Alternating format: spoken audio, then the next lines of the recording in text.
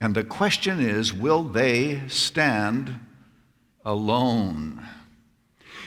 If you look back in history, you'll discover that the people that we honor the most, the ones who we really do focus on, are people who were willing to stand alone. Many of you know that I have more than simply a passing interest in the Reformation. As a matter of fact, there may be a copy of a book I've written there entitled Rescuing the Gospel. I've led tours to the sites of the Reformation in Germany and Switzerland, lecturing there often. And even though I am not Lutheran, I have to admire Martin Luther.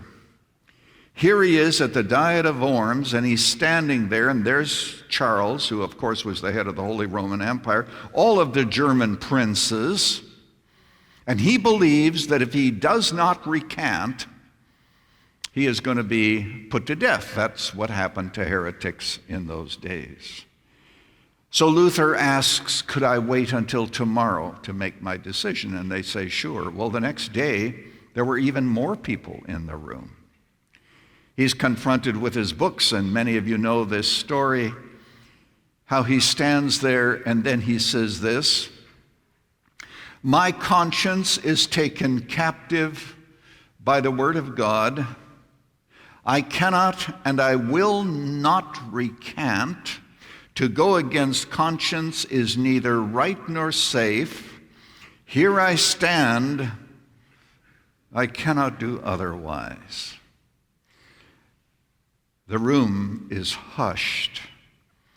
Luther leaves. He expects to be killed, but Charles had said that we'll kill you when you go back to Wittenberg, and so he's on his way to the Wartburg Castle, and toward that direction, and some horsemen jump out of the ditch and catch him and capture him and put him in the castle. They were actually friends set up by his elector, the Elector Frederick.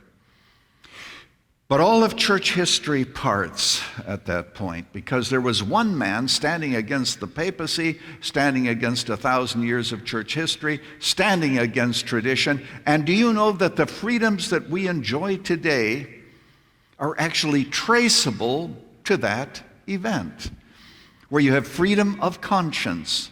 But the people that we remember are those who stood alone. Let me ask you a question today.